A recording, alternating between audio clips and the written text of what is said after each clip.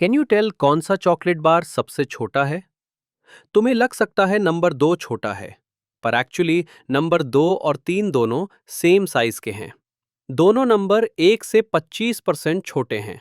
बस नंबर 3 को देख के समझना मुश्किल होता है, क्योंकि उसमें चॉकलेट का डिस्ट्रीब्यूशन अलग है।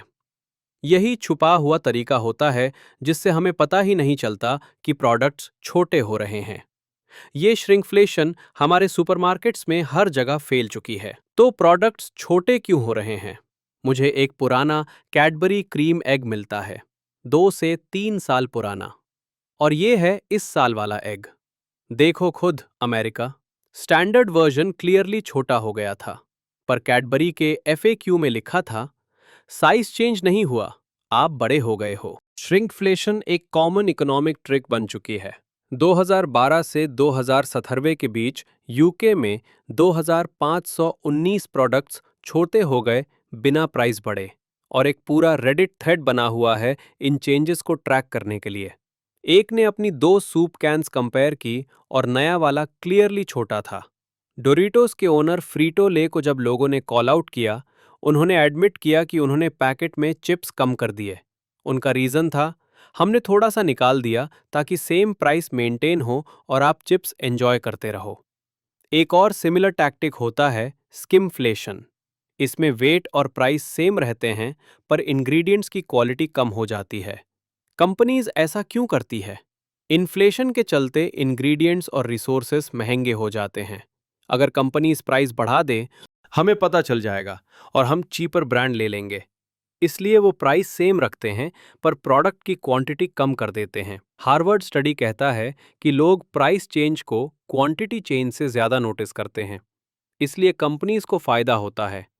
1938 में अमेरिकन एयरलाइंस ने डिनर सिलिद से एक ऑलिव हटा दिया और साल का $40,000 बचा लिया। पर श्रिंकफ्लेशन सिर्फ इन्फ्लेशन से लड़ने के लिए नहीं होती, कंपनीज प्रॉफिट भी कमा रही हैं। जुलाई 2020 से जुलाई 2024 तक ओवरऑल इन्फ्लेशन 1 % बढ़ा, पर कॉर्पोरेट प्रॉफिट्स नयाज 1% बढ़ गए। मतलब इन्फ्लेशन से लगभग 4.5 गुना ज्यादा। प्राइसेस घटने पर भी प्रोडक्ट साइज कभी वापस नहीं बढ़ता। पैकेजिंग ट्रिक्स और साइकोलॉजी की वजह से कंपनीज बच जाती हैं। टॉयलेट पेपर इसका बिगेस्ट एग्जाम्पल है। वॉलमार्ट ने अपने रोल से 50 शीट्स कम कर दिए। यूके के वेट्रोज ने भी अपने रोल्स को लगभग 20% छोटा कर दिया। इतना बड़ा डिफरेंस नॉर्मली नोटिसेबल होना चाहिए, पर कंपनीज शीट साइज छोटा करके, शीट्स कम करके और ट्यूब बड़ा करके श्रिंकफ्लेशन छुपा देती हैं। इन ट्रिक्स की वजह से ये टैक्टिक डिसऑनेस्ट लगता है। कंपनीज ये मानकर चलते हैं कि हम बिजी लोग पैकेजिंग देखकर धोखा खा जाएंगे। जैसे Skippy peanut butter, price same, packaging same, पर वेट कम। जार को उल्टा करो तो बॉटम में इंडेंटेशन बनी होती है, जिसकी वजह से आपको 8 आउंसेस कम पीनट बटर मिलता है। कुछ गवर्नमेंट्स एक्शन ले रही हैं।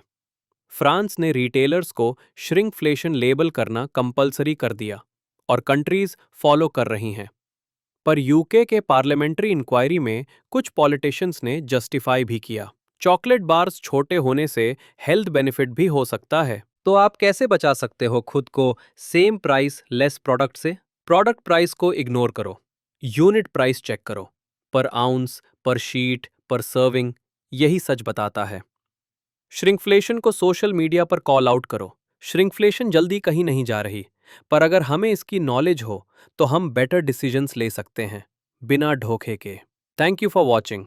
अगर अभी तक सब्सक्राइब नहीं किया तो कर लो और नोटिफिकेशंस ऑन कर लो। कमेंट में अपने थॉट्स ड्रॉप करो और फिर मिलते हैं नेक्स्ट वीडियो में।